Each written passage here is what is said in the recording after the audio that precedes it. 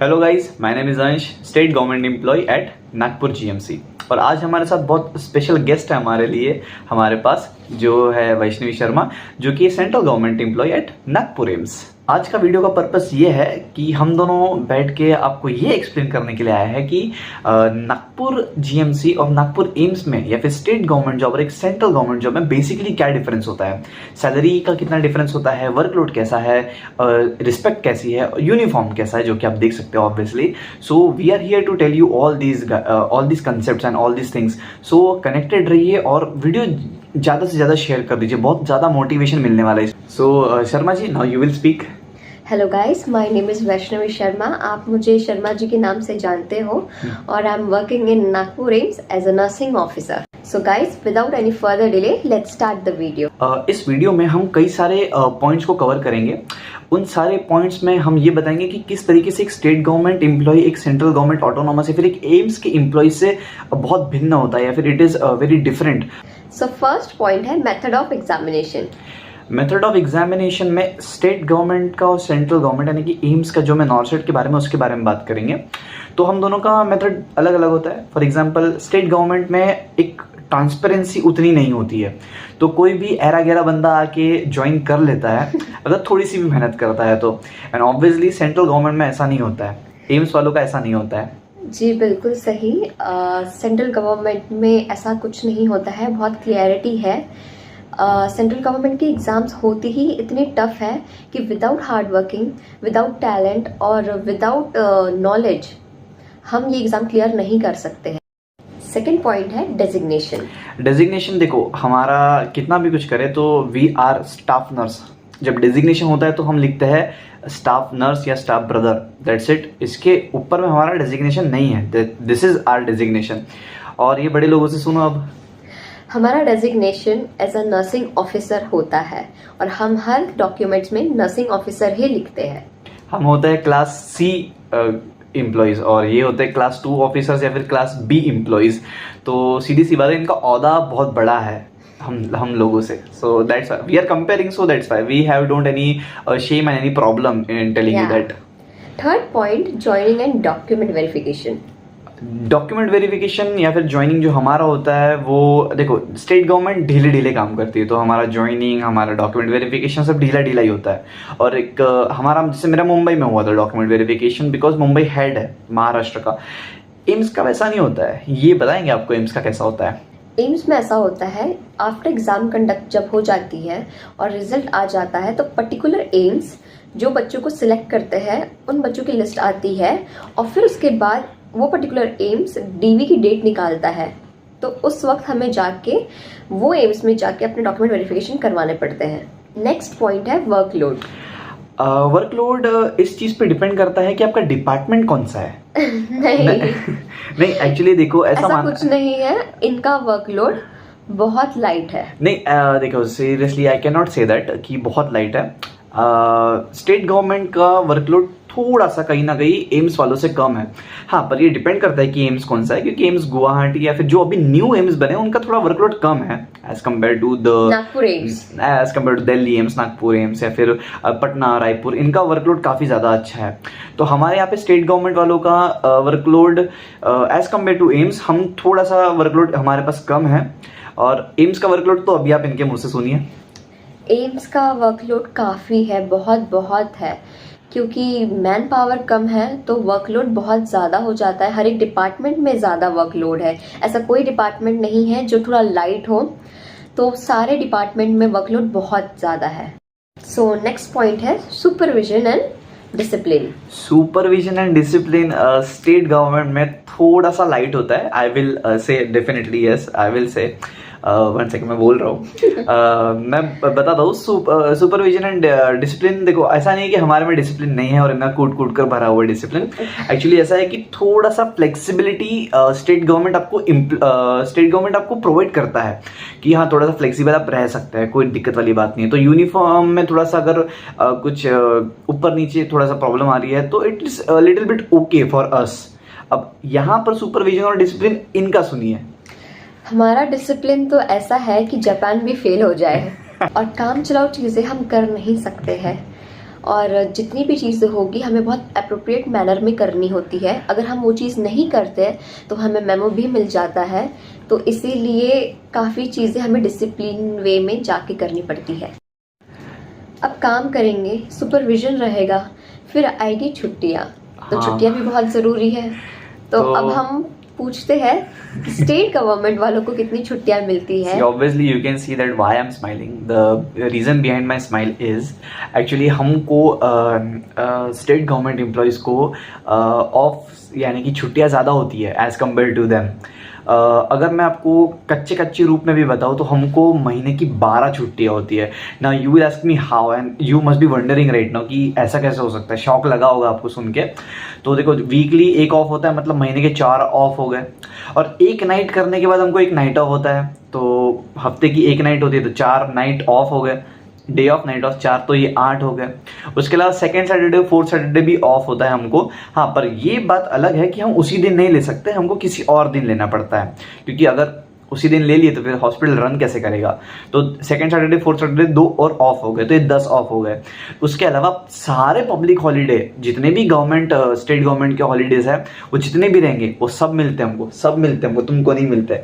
तो हमें नहीं मिलते हैं। हाँ, तो अगर मैं 2 भी पकड़ता हूँ स्टेट गवर्नमेंट हॉलीडे 2 महीने के, तो वो 10 में अगर मैं 2 डाल दूँ तो 12 हॉलीडेज 12 ऑफ हो जाते हैं हमारे, और इस प्रकार से हम सिर्फ 18 दिन का हम जॉब करते हैं।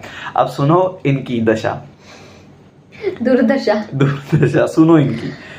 हमें सिर्फ और सिर्फ मंथ में 8 ऑफ ही होते हैं, जिसके बाद हमारी कंटिन्यू 3 नाइट लगती है, 2 स्लॉट रहते हैं हमें मंथ में 6 नाइट कंप्लीट करके देनी होती है, और उसी दौरान एक मंथ में हमारे 8 ऑफ कहीं पे भी आ जाते हैं। तो बस यही है। अब इतना काम कर रहे हैं, इतना वर्कलोड है, तो रिस्पेक्ट भी कूट कूट के होनी चाहिए हमारी। तो अब हम बात करेंगे रिस्पेक्ट के बारे में।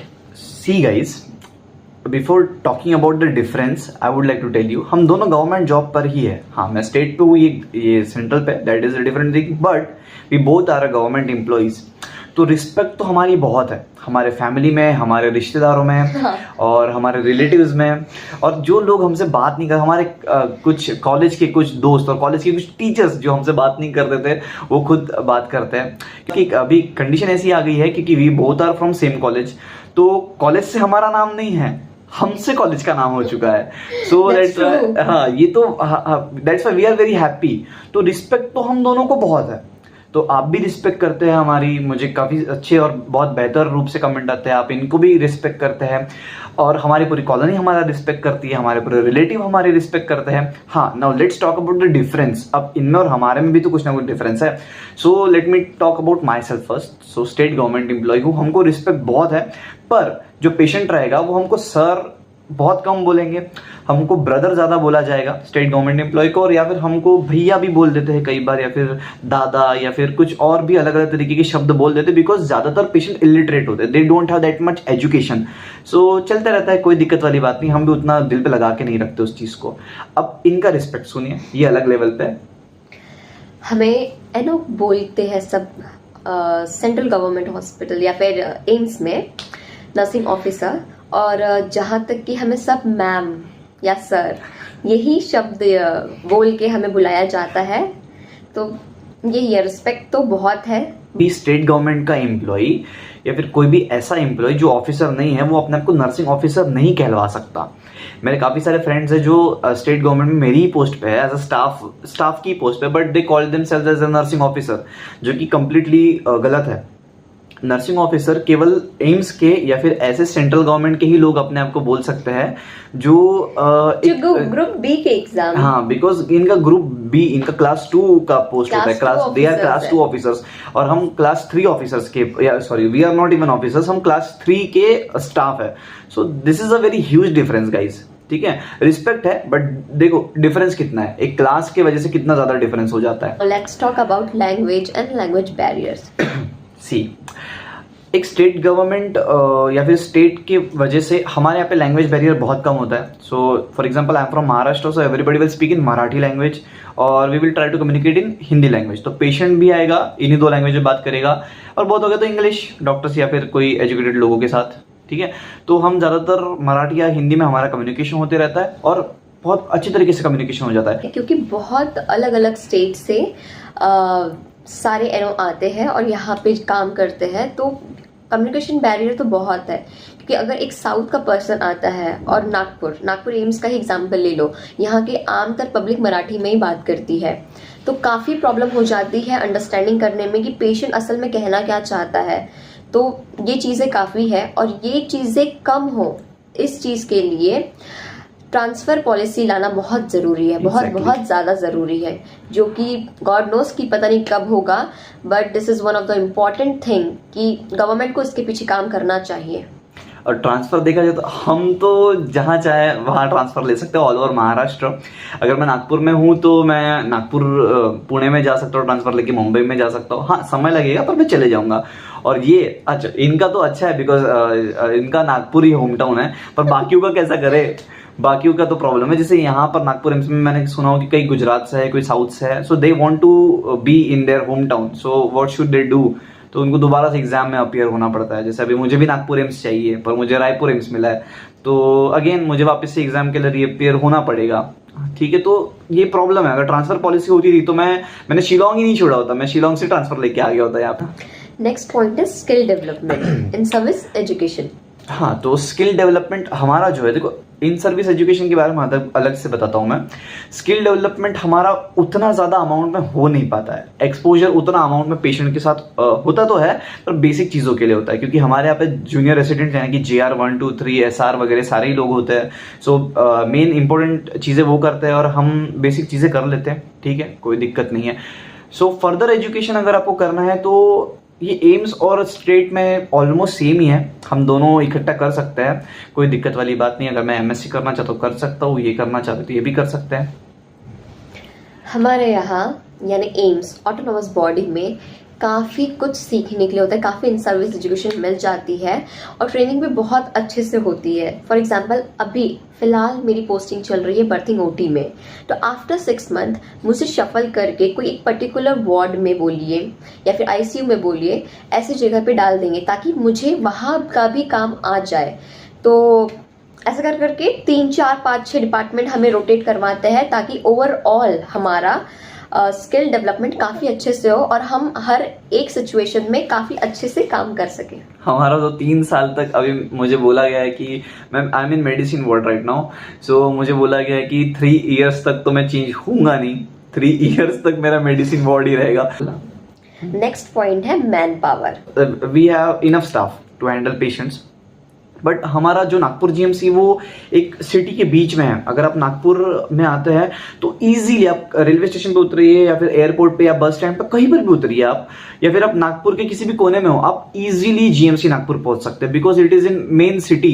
तो पेशेंट लोगों के लिए, आपको अगर पहुंचने में ईजी होता है तो पेशेंट लोगों को भी पहुंचने में बहुत ईजी होता है। तो इतना ज़्यादा हमारा OPD चलता है, इतना ज़्यादा पेशेंट का मूवमेंट है हमारे यहाँ पे कि स्टाफ कम पड़ जाता है, इतना बहुत ज़्यादा स्टाफ होने के बावजूद भी। Now listen to them, AIIMS power, बड़े लोगों से बात करिए थोड़ा सा। यहाँ मैन पावर, नागपुर एम्स में मैन पावर बहुत कम है, बहुत कम है। तो जितने भी एनओज है वो काफ़ी परेशान है और वो दिख रहा होगा अगर वो मुझे सुन रहे होंगे तो हम लोग कितने परेशान हो गए हैं क्योंकि वैकेंसीज बहुत कम आई इस बार। तो मैन पावर की काफ़ी प्रॉब्लम है। इसे हम पॉजिटिव वे में ले सकते हैं कि जो नेक्स्ट नॉर्सेट होगा सितंबर में, वहाँ 2000 to 3000 वैकेंसीज आएगी ही आएगी। तो जो लोग सुन रहे हैं हमें, ये आपके लिए बहुत बेटर अपॉर्चुनिटी है कि ताकि आप लोग प्लीज़ पढ़ाई स्टार्ट करें सीरियस होके, ताकि आप वहाँ पे वो अपॉर्चुनिटी को ग्रैब कर सके। और आज जहाँ हम बैठ के वीडियो बना रहे हैं या फिर हम जिस पोजीशन में हैं वहाँ पे आप आ सके। तो this is a very motivational line जो इन्होंने बोली है कि देखो ऐसा है कि अभी 1500 वैकेंसी थी, तो 1500 वैकेंसी अगर फिल भी हो जाती है जो तो कि नहीं होगी, बहुत सारे लोगों को उनका फेवरेट एम्स नहीं मिला है, नहीं मिला है। फॉर एग्जांपल नागपुर एम्स में सीट निकाली थी 50, अराउंड 50, ओनली 50, बट जो लिस्ट आई है वहां पे सिर्फ 36 ऐसा होता है। सो देखो अब ये वैकेंसी भी रह जाएगी। इसके अलावा कई लोग रेजिग्नेशन भी देंगे। इसके अलावा कई लोग ESIC में भी जाएंगे, इसके अलावा कई लोग DSSB में भी जाएंगे, और इसके अलावा कई लोग SGPGI में भी जा सकते हैं। RRB भी है, RRB भी है। तो उसके बाद तो रेजिग्नेशन तो आएंगे, तो वैकेंसी आती जाएगी, और इसके अलावा डिपार्टमेंट भी और डेवलप होते जाएंगे, तो वैकेंसी और आती जाएगी। तो नेक्स्ट इसमें सितंबर में आपके पास बहुत अच्छा और बहुत गोल्डन अपॉर्चुनिटी है। तो मैं इस चीज पे बहुत जोर दूंगा कि पढ़ाई को ना रोके, पढ़ाई को आप चालू रखें। अब नेक्स्ट है यूनिफॉर्म। एक्चुअली हमारा पर्पस ये था यूनिफॉर्म में वीडियो शूट करने का, क्योंकि हम वीडियो यूनिफॉर्म दिखाना चाहते थे आपको। सो this is the uniform of my and all over the Maharashtra government, state government का। हमारा ये कलर का ये ड्रेस होता है, पैंट शर्ट होता है, और ऊपर से एप्रॉन होता है सेम कलर में। लेडीज को या फिर फीमेल्स को ये होता है सलवार होता है, और ऊपर से एप्रॉन होता है ना। और अब ये बड़े लोगों की सुनते हैं। हाँ बोलिए जी। हमारा ये यूनिफॉर्म है नागपुर एम्स का, और यहाँ नर्सिंग ऑफिसर लिखा हुआ होता है, और बस यही है लेवेंडर कलर का, जो एक पर्टिकुलर एम्स एक एक कलर ले लेता है और उस हिसाब से उनका यूनिफॉर्म रहता है। तो मेरा फेवरेट कलर अब बन चुका है लेवेंडर कलर, और ये मुझे बहुत पहले से पसंद था। राइट। तो यही है यूनिफॉर्म नागपुर एम्स का। सो दिस इज सो ये हो गया यूनिफॉर्म के बारे में। एक छोटी सी और चीज़ जो आपने डिफरेंस शायद तक नोटिस कर लिया हो, तो ये शर्मा जी बोलेंगे उसके बारे में। I will not say anything, she will speak. मैं अभी नागपुर एम्स में बर्थिंग ओटी में हूँ। तो हमारे यहाँ ऐसा होता है कि अगर एक पर्टिकुलर वार्ड हो गया, या ICU हो गया, PICU हो गया, बर्थिंग ओटी हो गया, तो हम वहाँ पे स्क्रब पहनते हैं। तो जैसे कि आप मुझे देख रहे हैं, तो ये मेरा स्क्रब है जहाँ पे हमारा नाम लिखा होता है, हमारा designation as a nursing officer, और कौन से इंस्टीट्यूट से हम बिलोंग करते हैं, वो नागपुर एम्स, ये लिखा होता है। तो ये मेरे बर्थिंग ओटी का यूनिफॉर्म जो मुझे बहुत पसंद है। हमारे यहाँ पे सिर्फ नर्सिंग सर्विसेज लिखी होती है, सो दैट्स इट। उसके अलावा कुछ नहीं होता। उसके अलावा ID कार्ड होता है। I am not wearing that right now, I am sorry. So मैं अभी तक पहना नहीं इसलिए क्योंकि मैंने अभी तक बनाया ही नहीं उसको। तो कुछ ये जो यूनिफॉर्म है, ये जो स्क्रब है, हम सिर्फ अपने प्रीमाइसेस में ही पहन सकते हैं। मैं बर्थिंग ओटी में हूँ, तो मैं बर्थिंग ओटी में ही पहनूंगी। उसके अलावा मैं और कहीं नहीं जाऊंगी ये पहन के। और अगर मुझे जाना है, तो आपने जो मुझे अब तक जिस यूनिफॉर्म में देख रहे थे, वही यूनिफॉर्म पहन के मैं अपने बाकी काम कर सकती हूँ। अपने नागपुर एम्स के कॉरिडोर में घूमना बोलो, जाना बोलो, कोई कुछ भी काम करो, तो मैं वहाँ जा सकती हूँ। बट ये पहन के नहीं। अगर मैं पहन के गई तो मुझे मेमो भी मिल सकता है, जो कि आप समझ सकते हो कि हमें कितने डिसिप्लिन में रहना पड़ता है। लास्ट पॉइंट, और सबसे ज्यादा इम्पोर्टेंट और सबसे ज्यादा लालच देने वाला पॉइंट, एक्चुअली सबसे ज्यादा मोटिवेशन देने वाला पॉइंट। हाँ सही, मोटिवेशन देने वाला पॉइंट, जो एक पॉइंट पे, एक टाइम पे जब हम भी स्ट्रगलिंग थे, तो हमें भी यही मोटिवेशन सबसे ज्यादा देता था कि salary he actually your ultimate goal, education का अल्टीमेट गोल, तुम्हारे मेहनत करने का अल्टीमेट गोल, तुम्हारे मम्मी पापा को खुश रखने का, तुम्हारे सपने पूरे करने का एक अल्टीमेट गोल क्या होता है? गर्लफ्रेंड को खुश करने का, गर्लफ्रेंड को गिफ्ट देने का। अल्टीमेट गोल पैसा। खुश कैसे होगा? आदमी पैसे से खुश होता है। So ultimately money brings happiness. अगर तुमको ऐसा लगता है money can not buy happiness, तो एक्चुअली मनी चलो ठीक है, खुशी नहीं खरीद सकता है, पर हर एक चीज जिससे खुशी आती है उसको पैसा खरीद सकता है। So this is the ultimate end the bottom line of your life. So salary, so let's discuss mine salary first. So as a state government employ, other state के बारे में I can not tell you everything, but Maharashtra एक बहुत handsome amount of salary provide करता है nurses को, nursing staff को। So my salary is around 60 to 65,000, but in hand, ये तो ग्रॉस सैलरी हो गया ना, 60 to 65,000। इन हैंड सैलरी आती है 55 to 60, 55 to 60 के बीच में वैरी करती है सिटी टू सिटी वाइज। तो 55 से लेकर 60,000 के बीच में मेरा सैलरी आ जाता है पर मंथ। हम थोड़ा बड़े लोगों से बात करते हैं अभी इस बारे में। So please Sharma ji enlighten us. हमारी सैलरी, एम्स की सैलरी, नर्सिंग ऑफिसर्स की सैलरी जो हमारी होती है, जल्दी बताओ, रहा नहीं जा रहा है प्लीज। हमें ग्रॉस अराउंड 95 to 1 लाख, ये हमारा ग्रॉस सैलरी होती है। अरे बाप। और इन हैंड हमें जो आता है वो अराउंड 75 to 80,000 के बीच में ये होता है, जो कि जितना हम काम कर रहे हैं, जो वर्कलोड, जो प्रेशर हमारे यहाँ झेल रहे हैं हम, उसके हिसाब से मुझे काफी कम लगती है अब। कुछ नहीं होता है इतने में, ज्यादा पैसा चाहिए प्लीज मिनिस्ट्री, बढ़ाइए थोड़ा पैसा। इतने में काफी कम लगता है, वाकई में कम है। जितनी मेहनत एक मेडिकल स्टूडेंट या फिर मेडिकल व्यक्ति जो भी एम्प्लॉय है काम करता है, उसके हिसाब से सैलरी ज्यादा ही होनी चाहिए। ऑलमोस्ट सारी ही चीजें हम दोनों ने आपको बता दी है कि एक स्टेट वाला का क्या औहदा होता है, एक स्टेट वाला का किस तरीके से सिचुएशन है, और एक सेंट्रल गवर्नमेंट ऑटोनॉमस एक एम्स के इंस्टीट्यूट वाले एम्प्लॉय का किस तरीके से एक औहदा होता है, एक ऑरा इनका अलग ही होता है, इनसे अलग ही खुशबू आती है, एक अलग ही इनसे रुतबा अलग ही होता है इनका। Obviously you can see that. So please enlighten us Sharma ji. ये वीडियो बनाने का और जो भी हमने आपको बताया, ये सिर्फ ऐसे सुनने के लिए नहीं है। हम यही चाहते हैं कि हमने जितना भी कुछ बताया, आप प्लीज़ उसे यूज़ कीजिए, इस्तेमाल कीजिए, अपनी लाइफ में इम्प्लीमेंट कीजिए, ताकि आपको उसका हर 1% का फ़ायदा हो, ताकि आप नेक्स्ट नॉर्सेट में सिलेक्शन हो के एक पर्टिकुलर एम्स में या फिर नेक्स्ट DMER में सिलेक्ट हो के GMC में आप जाएं और आप अपनी लाइफ स्टेबल करें, ताकि फिर आप ये गाना सुन सके या बोल सके कि पैसा है तो बड़ी बड़ी बातें हैं। Obviously, see that guys, the sole purpose of making this video is motivation. हम चाहते हैं कि आप मोटिवेटेड रहे, हम चाहते हैं कि आप डिप्रेस ना हो, हम दोनों ही चाहते हैं ऐसा। देखो कि ये पर्टिकुलर चीज ये है कि आपको एक गवर्नमेंट जॉब तो लेना ही है। स्टेट गवर्नमेंट जॉब तो क्या मैंने आपको पहले ही बता दिया कि कोई भी ले सकता है, but try to focus on AIIMS, क्योंकि एम्स में एक सैलरी बहुत अच्छी होती है, तुम बहुत एक अच्छी जिंदगी जी सकते हो।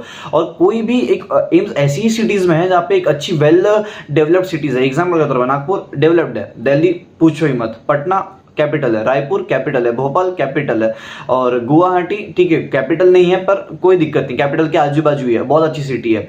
उसके अलावा शिलोंग में भी है। उसके अलावा और कितनी सारी न जाने जगह है जहाँ पर एम्स है और आपको बहुत एक अच्छी एक अपॉर्चुनिटी प्रोवाइड करता है। तो अगर आपको कहीं पे एम्स लगता है तो उसको छोड़िए मत, आप जाइए, क्योंकि कई सारे ऐसे लोग होते हैं जो बोलते हैं होम टाउन नहीं मिलता है तो इसलिए मैं नहीं जाता हूँ। ठीक है, किसी लोगों का प्रॉब्लम मैं समझ सकता हूँ, बट मोस्ट ऑफ द लोगों का प्रॉब्लम ज्यादा होता नहीं है, वो अपने कंफर्ट जोन से निकलना नहीं चाहते। तो कंफर्ट जोन के बाहर आइए, मोटिवेटेड रहिए। अगर आप कुछ करना चाहते हैं तो प्लीज इन सब चीजों का आपको ख्याल रखना पड़ेगा। और बस इसके अलावा कुछ नहीं कहूंगा, आप आगे बढ़िए, यही हम चाहते हैं। हम दोनों आपको ऑल द बेस्ट कहेंगे। दैट्स इट, बेस्ट आपके फ्यूचर के लिए। नॉर्सेट में प्लीज आप लोग क्लियर कीजिए। मेरे फ्रेंड्स प्लीज आ जाओ जल्दी, नागपुर एम्स में बहुत जरूरत है। मैं तो चाहता हूँ कि मैं ही चले जाऊँ, but let's see what God wants. I will try my best, I am trying my best, let's see what happens next. Okay, bye guys, bye bye.